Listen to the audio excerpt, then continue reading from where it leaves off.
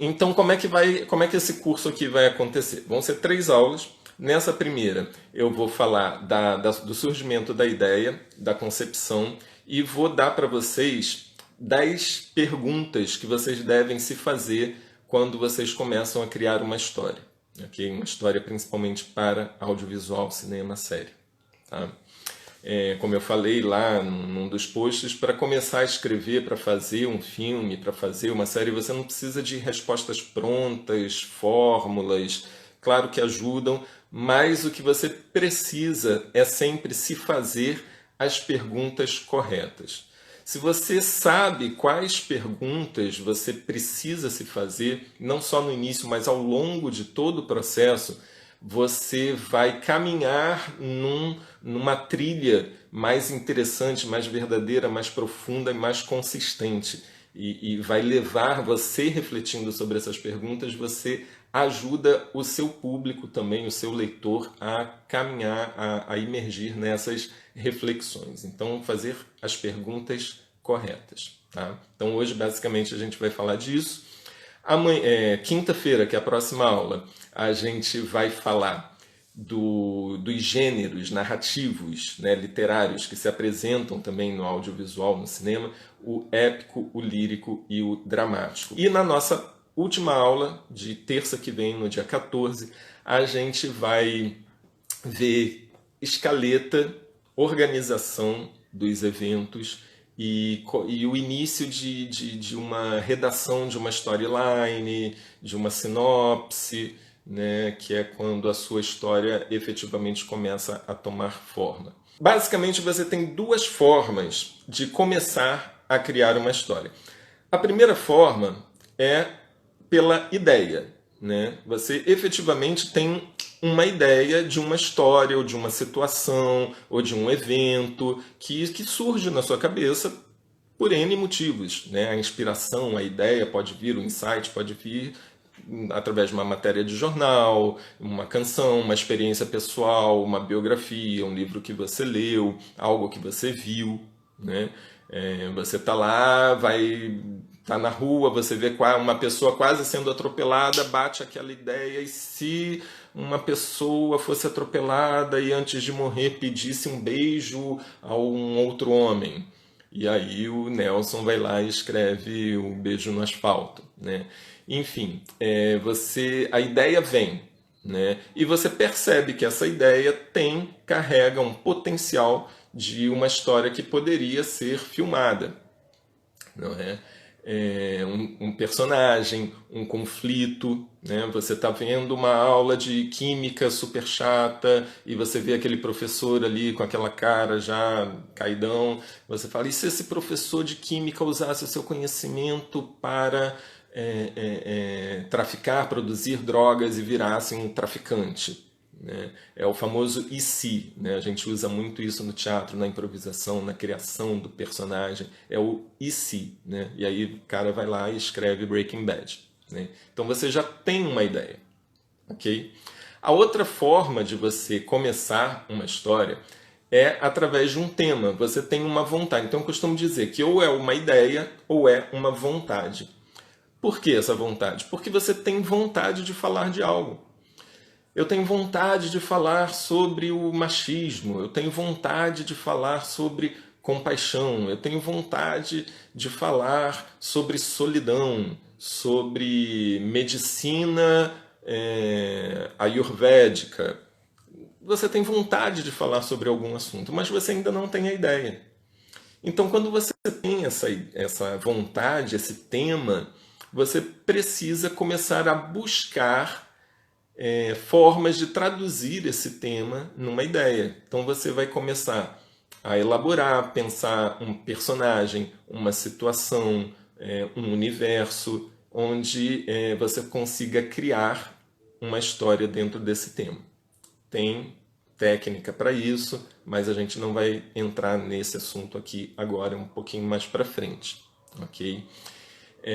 De qualquer maneira, seja pela ideia ou seja pelo tema, você precisa pesquisar, principalmente se você começa pelo tema, né? Eu vou ler, eu vou ver, eu vou me alimentar da iconografia, pintores, música, o que as pessoas estão falando, livros, vou entrar na internet, vou pesquisar esse tema, porque através da pesquisa, a pesquisa vai te alimentar de ideias. Quando você faz uma pesquisa, você começa a perceber, pô, esse cara falou isso, podia ser um personagem, esse médico podia ser um outro personagem, né? Existe uma polêmica em volta desse assunto, então eu posso transformar essa polêmica em um conflito, né? Se eu quero ir por um caminho mais do gênero dramático, né?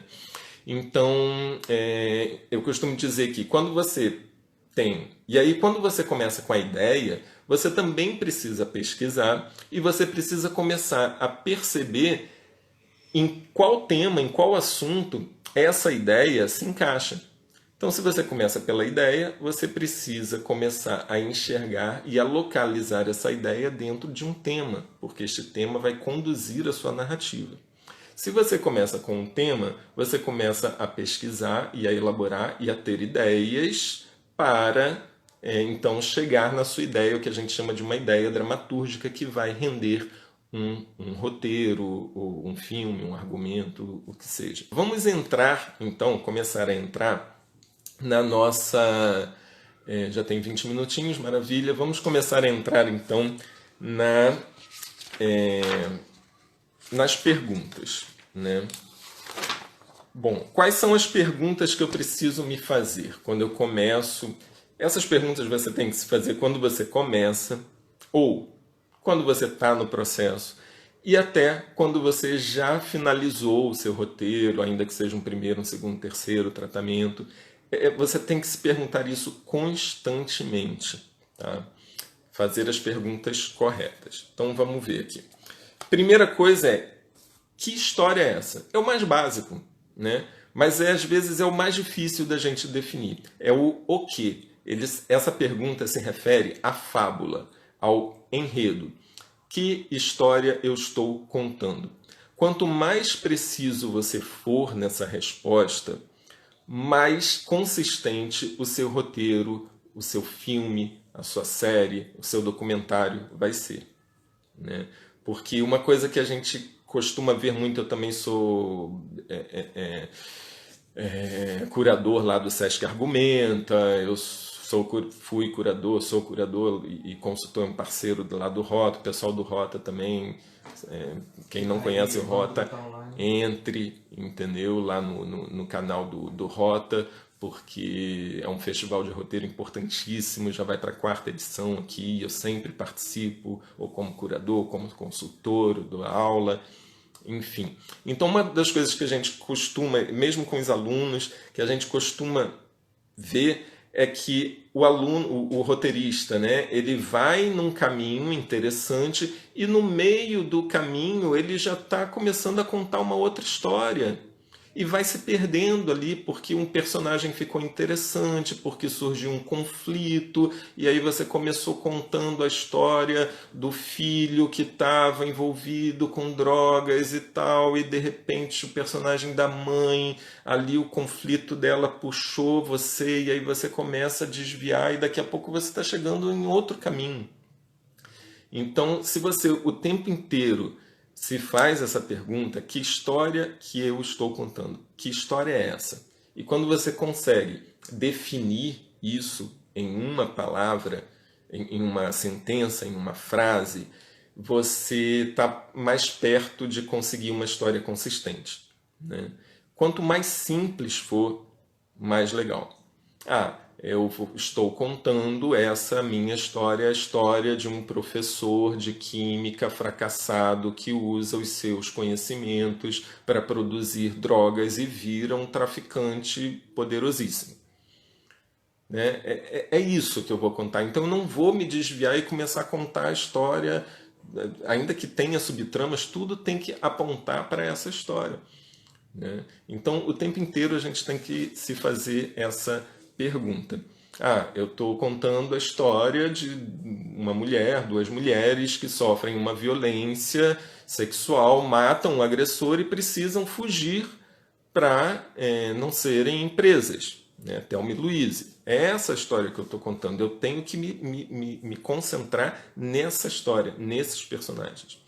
Eu estou contando a história de o curta que eu fiz agora, na quarentena. Eu estou contando a história de um homem que, na quarentena, entra numa espécie de crise, faz 50 anos e percebe, sonha com o pai e percebe que ele, na verdade, está igual ao pai. Né? É isso, é essa questão ali que eu preciso me concentrar. Né? Então, que história eu estou contando? É a primeira pergunta. A segunda pergunta é sobre o que eu estou falando. É o sobre. Aqui é o que eu falei antes, a gente está no universo do tema. Se a primeira pergunta se referia à fábula, ao enredo, essa segunda pergunta se refere ao tema. É muito importante eu ter claro na minha mente qual é o tema que eu estou trabalhando. Claro, essas perguntas você não precisa responder de maneira perfeita antes de começar, ok? Mas você precisa ir se perguntando e se respondendo. Ainda que no início. Você não precisa. Também é outra coisa que. Não vou começar enquanto essas perguntas não estiverem muito claras. Não é isso. Vai trabalhando, vai escrevendo, vai jogando suas ideias, vai elaborando seu roteiro, mas continua se perguntando, vai se questionando ao longo do processo o tempo inteiro isso. Então, sobre o quê? Eu estou falando de quê? Essa história que eu estou contando, essa fábula, esse enredo, ela é sobre machismo, ela é sobre liberdade, ela é sobre resistência, ela é o quê? Que tema é esse? Isso também vai te ajudar a se manter dentro de limites criativos, né? Quando tudo pode, quando pode tudo, quando eu tenho uma liberdade total e aí eu vou fazendo o que eu quero, isso daí não necessariamente significa criatividade.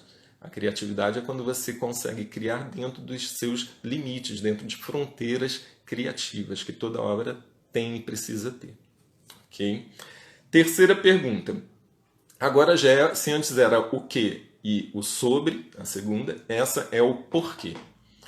Por que eu estou contando essa história?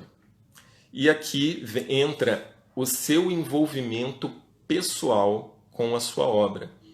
E isso, se antes estava ligado à fábula, a segunda estava ligado ao tema, essa está ligado ao que a gente chama de originalidade.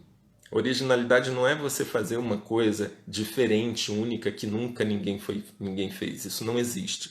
Tá? A originalidade está em como você trata aquele tema, como você se apropria daquele tema. Porque só você pode contar essa história. E aí isso precisa de uma investigação mesmo.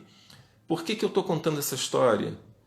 Aonde ela bate? Aonde ela me toca? O que me move? Aonde essa história atravessa, né, a minha emoção, o meu sentimento? Isso vai deixar a sua história muito mais profunda, muito mais verdadeira e original, no sentido de que é uma história que só você pode contar daquele jeito que você está contando. Ok? Essas perguntas, inclusive, elas são de processo criativo, mas elas são utilizadas também em projetos de edital, concurso, né, laboratório. Muitas vezes os editais pedem perguntas semelhantes, que é a storyline, é o que você vai contar.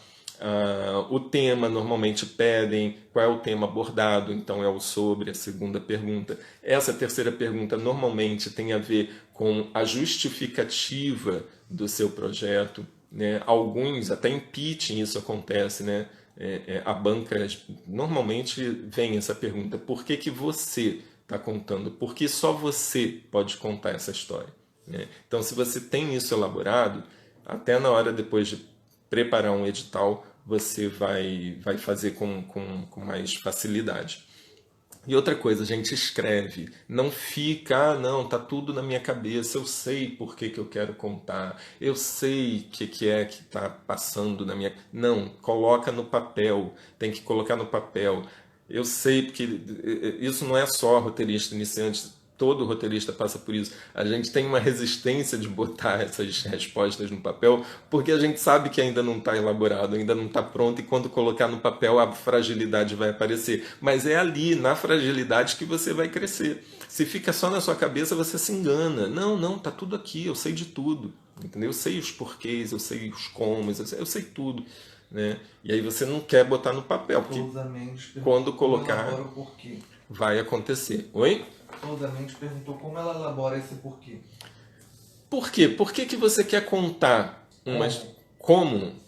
O como a gente vai ver na segunda e na terceira aula. Existe um processo de seleção de eventos, escaleta, né? O como você conta a história, a gente vai ver daqui a pouquinho. E aqui nessas perguntas ainda tem perguntas que têm a ver com o como, né? O como é o processo mesmo de escrita que você leva a vida, né, elaborando, mas tem algumas técnicas básicas que a gente vai passar. O como. E o quarto é o que eu quero dizer com isso. O que eu quero dizer? Isso tem a ver com premissa, ok? Não vamos confundir com moral da história, porque a premissa não tem a ver com um julgamento de valor, o que é bom, o que é mal, o que é certo, o que é errado. Mas é alguma coisa que você acredita, é a sua voz, é aquilo que você quer comunicar ao mundo. Né? Acha necessário fazer isso em todos os roteiros, então? Todos os roteiros tem que fazer, gente. Não tem como não fazer. O que eu estou falando, você não precisa ter as respostas prontas no início, mas você precisa ir se perguntando ao longo do processo. Mesmo depois que já está pronto, você lê com distanciamento e se faz essas perguntas e vê se isso está ali. Né?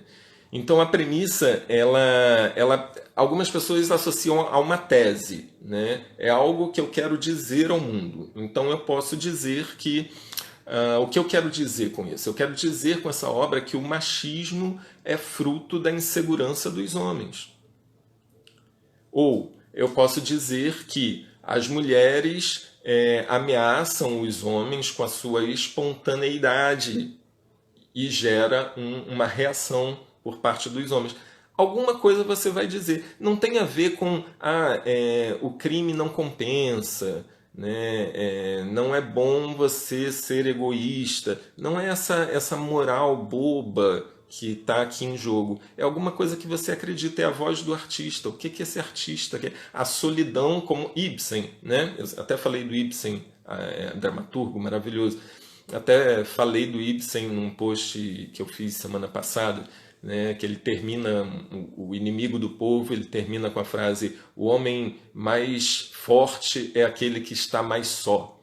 Né? Como a sociedade enfraquece um homem, né? Como os ritos sociais, as obrigações sociais, os condicionamentos, a moral social, como ela enfraquece a nossa individualidade.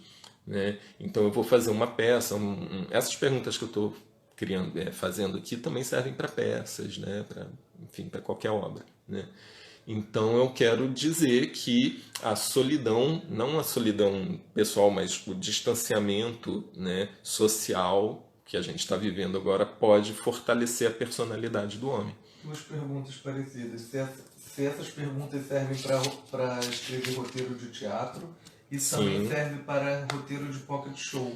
Serve para tudo. Serve para teatro, cinema, documentário, novela, até livros, contos, né? Porque a gente está falando de uma obra. Né? O roteiro também é uma obra literária. Né? Vai diferenciar na forma. O audiovisual ele é contado através de imagens, imagem em movimento. É a matéria de expressão do cinema, né? E do audiovisual como um todo. Mas essas perguntas servem para literatura, para conto, para tudo. Né? Vamos, 30 minutos. Bom, então, essa quarta pergunta é a minha premissa. Isso também é pergunta de edital. Vejam que o processo criativo ele está ligado a também, né? A gente precisa falar da comercialização, né, da veiculação, da distribuição. Quando você vai, mesmo depois que o filme está pronto, normalmente você vai distribuir, você vai exibir, perguntam essas coisas, né? O que você quer dizer com esse filme, com esse roteiro? Qual é a premissa que está carregando ali? Qual é a tese que você está defendendo? Tese não é muito utilizado, mas é só para vocês entenderem, né? É alguma coisa que vocês querem afirmar, ou antes, é uma reflexão que vocês querem fazer que vai levar nessa direção daquilo que você acredita, né? Mais importante que responder perguntas é levantar reflexões. Veja bem, não é que você pretenda que o espectador saia do cinema ou da série, enfim, que ele assista aquilo e saia com a resposta pronta na sua cabeça. Não é isso, você vai levantar reflexões. Porém, na hora que você está criando, isso é para você, né? Você tem que saber onde você quer chegar, você tem que saber o que você quer dizer. Se você não sabe, você vai se perder no meio do caminho. Claro, gente, regras existem para serem quebradas, né? Você pode simplesmente ignorar essas perguntas. Esse é um caminho a ser seguido, não é o único caminho. Mas quando você termina de ver um filme e você sai dali do cinema sem saber exatamente o que aconteceu, ou qual é aquela moral, qual é aquela tese, o que aquele cineasta estava querendo dizer, o que aquele roteirista estava... Não significa que essas perguntas não tenham sido respondidas lá atrás durante o processo. Elas foram se transformando, criando complexidade, né? Uma obra de arte, por si, é uma questão complexa, né? E você não consegue enxergar porque a obra foi muito bem feita, mas ela está ali, ela está nas entrelinhas, ela está no subtexto, ela está nas camadas, né? Uma obra de teatro, de roteiro, a gente costuma dizer que é como uma cebola, né? Então você tem as camadas da cebola. A primeira camada é aquela camada normalmente da fábula, da historinha que todo mundo entende. E aí vai tendo camadas e camadas e camadas de interpretação que algumas pessoas vão captar, outras não. Uma vai captar uma coisa, outra vai captar outra. Vai ter a camada psicológica, vai ter a camada social, vai ter a camada filosófica. E de repente essa premissa, ela está lá escondida debaixo de todas as camadas, o espectador vai sair com aquilo, com aquela sensação, com aquele, às vezes com mal-estar, com uma faísca dentro de si, sem saber definir exatamente o que é, e vai ficar pensando naquele filme. Esse é o mais legal. Mas isso não significa que o roteirista lá atrás não pensou nessas coisas. Okay? Para você pensar para o seu trabalho, essas coisas são importantes. E depois também, na hora de comercializar, você vai ter que responder essas perguntas da sua forma, mas normalmente edital pede coisas parecidas. Bom, quinta pergunta é: quando essa história se passa? Em que tempo essa história se passa? Não também, né, tempo cronológico, de passado, presente e futuro. Essa história se passa há 100 anos, há 200 anos, ela se passa ontem, ela se passa hoje.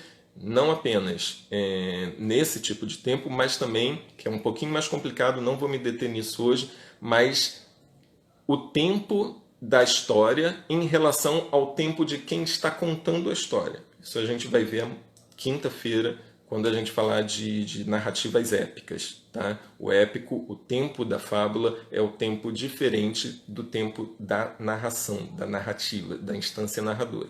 Esse é assunto para quinta-feira, mas guardem essa pergunta. Quando se passa a minha história? Em que ponto do tempo se passa a minha história?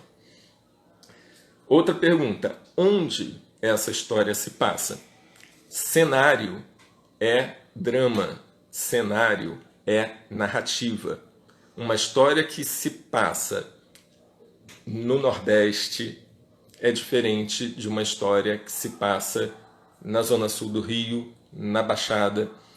É diferente de uma história que se passa na Austrália. Ela ganha configurações diferentes. Quem foi meu aluno lembra que a gente sempre dava como exemplo Thelma e Louise. A história dessas duas mulheres, que foi contada ali lá no Texas, naquela cidade do interior, desértica, muito provinciana, muito, né, machista. essa história ali ganha configurações determinadas. Se essa história fosse contada em Nova York, se essa história fosse contada na zona sul do Rio de Janeiro, você poderia contar a mesma história, mas ela ganharia configurações diferentes, né? O ambiente, o cenário, ela influencia diretamente na sua história. Então é muito importante você pensar nisso, né? Normalmente, a gente, principalmente quando está começando, a gente conta daquilo que a gente conhece melhor, então do nosso espaço, né? Da nossa localização.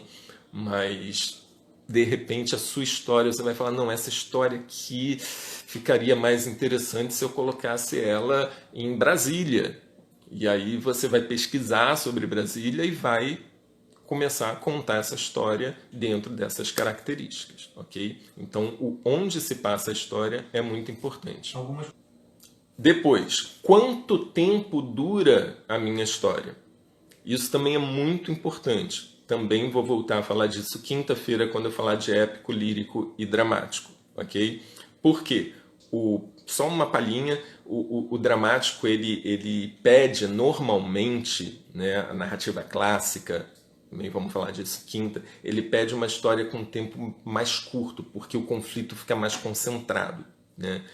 Narrativas mais dilatadas, histórias, fábulas, né, enredos mais dilatados, pedem normalmente narrativas mais épicas, elas precisam ser tratadas de maneira diferente.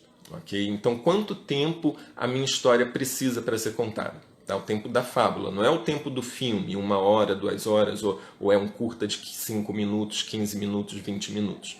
Não é o tempo da timeline do seu filme.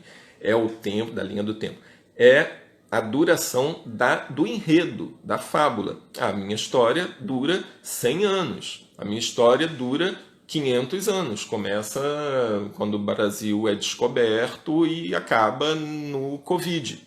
Entendeu? Qual é o tempo de duração da sua história? Isso você precisa ter muito claro na sua mente. Tá?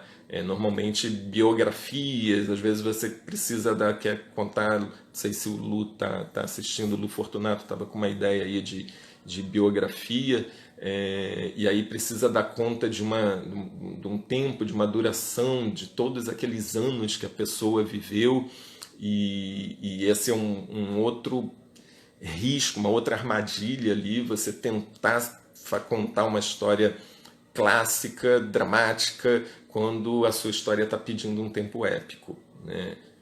Vamos ver isso quinta-feira, não vou me perder aqui não. Tá? Então, quando se passa, onde se passa, quanto tempo dura a minha história. A 8, a gente já vai apontar um pouco para a narrativa clássica, tá? Narrativa dramática. Dramático como gênero narrativo, não é gênero cinematográfico, não é comédia, terror, guerra, tá? Não é gênero cinematográfico, isso é outra coisa. É gênero narrativo, gênero literário adaptado ao que o cinema herdou da literatura, ok? Então é a pergunta que às vezes a gente quer fazer primeiro, mas às vezes você não está contando uma história dramática, né, clássica. Então agora você precisa se perguntar, minha história tem um protagonista? Ela tem um conflito central? Às vezes não. Às vezes você está no universo do lírico, você tem vozes, você tem um coletivo, você tem você está contando a sua história de uma maneira que não precisa de um protagonista, não precisa de um conflito central, não precisa daquele arco, né? Quem já viu, né, o paradigma aristotélico da narrativa clássica, a trajetória do herói. Será que a minha história tem um herói? Será que tem um conflito? Isso a gente vai ver também mais para frente, quinta-feira. Se tem um protagonista, se a minha ideia que eu tive lá, que eu estou elaborando, tem um protagonista, tem um conflito, esse cara está ali com um objetivo e não consegue alcançar esse objetivo, opa, beleza, eu estou indo para narrativa clássica, já talvez, né, eu possa encaixar essa minha história no paradigma clássico, ok? A pergunta 9 é uma pergunta bem cascuda. Mas eu preciso, ainda que a gente não consiga respondê-la aqui, mas eu quero jogar para vocês porque é muito importante, que é a questão do ponto de vista narrativo. Então a pergunta 9 é: a partir de qual ponto de vista eu estou contando essa história?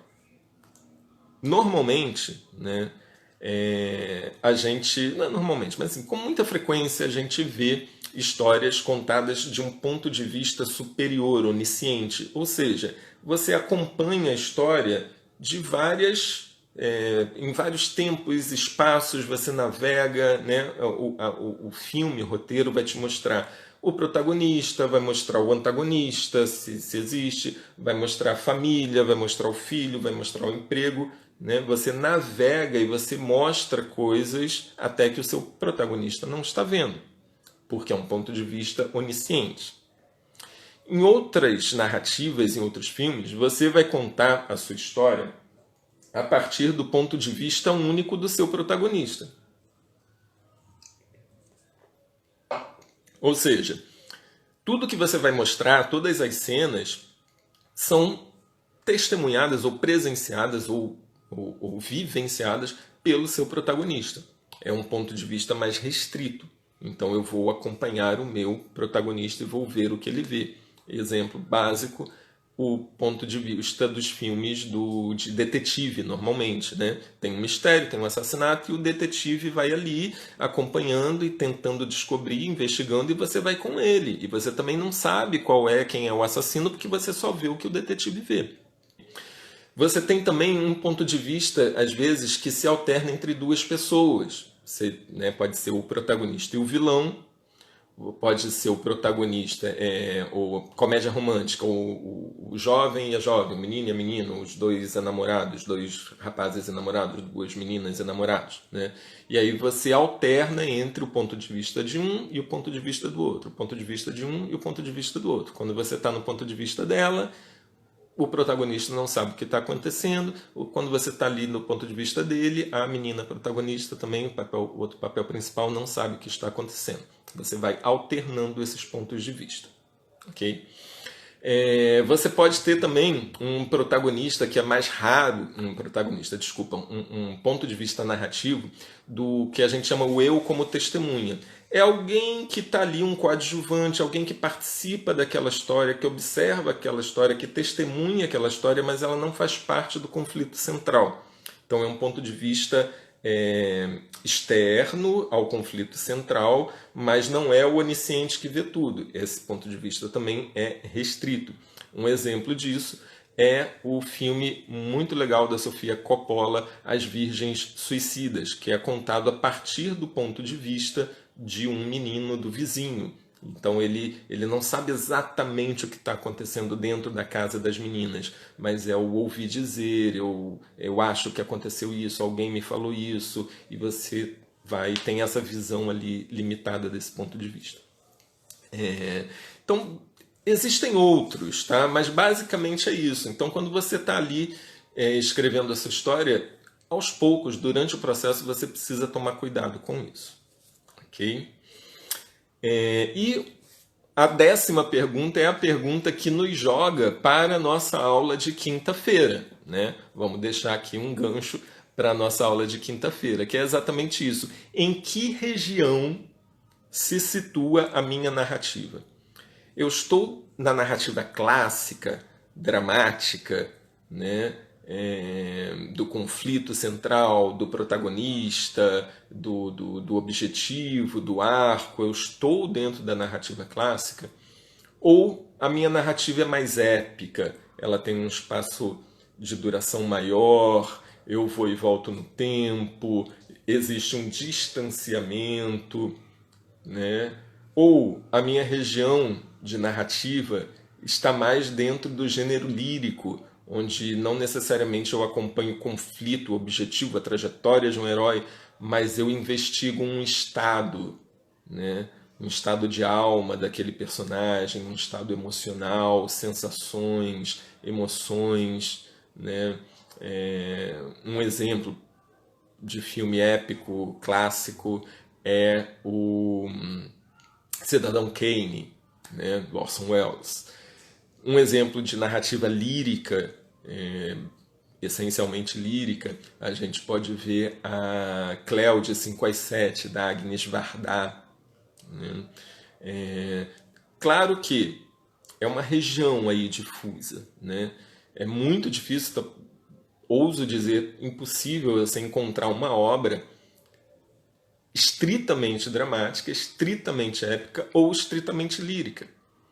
Essas regiões, elas se mesclam. Faltam 10 minutos e eu já vou responder as perguntas, tá?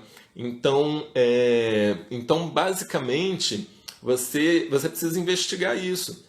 Então, a gente vai falar disso na quinta-feira. Eu já comecei aqui a elaborar direitinho assim, as características de cada narrativa e como você pode usar isso ao seu favor. Perguntaram aqui sobre o uso de voice-over. O uso de voice-over eu vou falar na quinta-feira que vem. Por quê? O uso de voice-over é um recurso épico. Aquela voz daquele narrador, ou voz de Deus, ou algum personagem que está contando aquela história, ele é um recurso épico. Então, ele vai funcionar muito bem dentro de narrativas épicas.